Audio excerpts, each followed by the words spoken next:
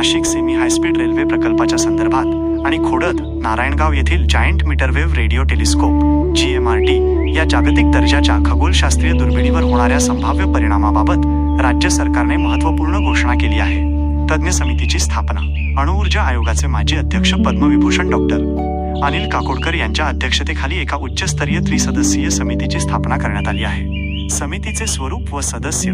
या समितीत डॉक्टर अनिल काकोडकर यांच्यासह रेल्वे बोर्डाचे पायाभूत सुविधा विभागाचे सदस्य विवेक गुप्ता तसेच पुणे व नाशिकचे विभागीय आयुक्त यांचा समावेश आहे. मुख्य उद्देश. मूळ रेल्वे मार्ग किंवा सुधारित मार्गामुळे अहिल्यानगर व शिर्डी मार्गे GMRT दुर्बिणीच्या खगोलशास्त्रीय संशोधनावर व विद्युत चुंबकीय क्षेत्रावर होणाऱ्या परिणामांचा सखोल अभ्यास करणे, तसेच विज्ञानाची हानी न होऊ देता आणि दुर्बिणीची सुरक्षितता राखून बोगदे, टनल्स, उन्नत मार्ग, एलिव्हेटेड ट्रॅक्स किंवा अन्य तांत्रिक पर्यायांचा वापर करून मूळ मार्गाजवळूनच सरळ रेल्वे मार्ग नेणे शक्य आहे का याची पडताळणी करणे. अहवाल कालावधी. ही समिती सर्व तांत्रिक बाजू तपासून आपला सर्वंकष अहवाल आणि स्पष्ट शिफारसी शासन निर्णयाच्या तारखेपासून 60 दिवसांच्या आत राज्य सरकारला सादर करणार आहे. रेल्वे मार्गाचे काम वेगात. पुणतांबा शिर्डी दुहेरी करणारा विशेष दर. अहिल्यानगर बीड परळी वैजनाथ नवीन रेल्वे मार्ग. भाऊसाहेब वागचौरे यांची माहिती. नाशिक पुणे मार्ग बदलास विरोध. प्रतिनिधी श्रीरामपूर अहिल्यानगर बीड परळी वैजनाथ नवीन रेल्वे मार्ग 261 किलोमीटर हा 5,800 कोटी रुपयांचा महत्वाकांक्षी प्रकल्प असून त्यातील अहिल्यानगर बीड बडवणी 209 किलोमीटर हा टप्पा कार्यान्वित करण्यात आला असून उर्वरित भागाचे काम सुरू आहे. तसेच पुणतांबा साईनगर शिर्डी दुहेरीकरण 17 किलोमीटर या 227 कोटी खर्चाच्या प्रकल्पाला विशेष रेल्वे प्रकल्पाचा दर्जा देण्यात आला असून याचे भूसंपादन सुरू असल्याची माहिती रेल्वे मंत्रालयाने दिल्याचे खासदार भाऊसाहेब वागचौरे यांनी प्रसिद्धीस दिलेल्या पत्रकात म्हटले आहे. लोस बेमत तारांकित प्रश्न क्रमांक 172 द्वारे बेलापूर परळी दरम्यान थेट रेल्वे जोडणी खर्च, प्रलंबित टप्पे आणि निधीबाबत प्रश्न उपस्थित करण्यात आला होता.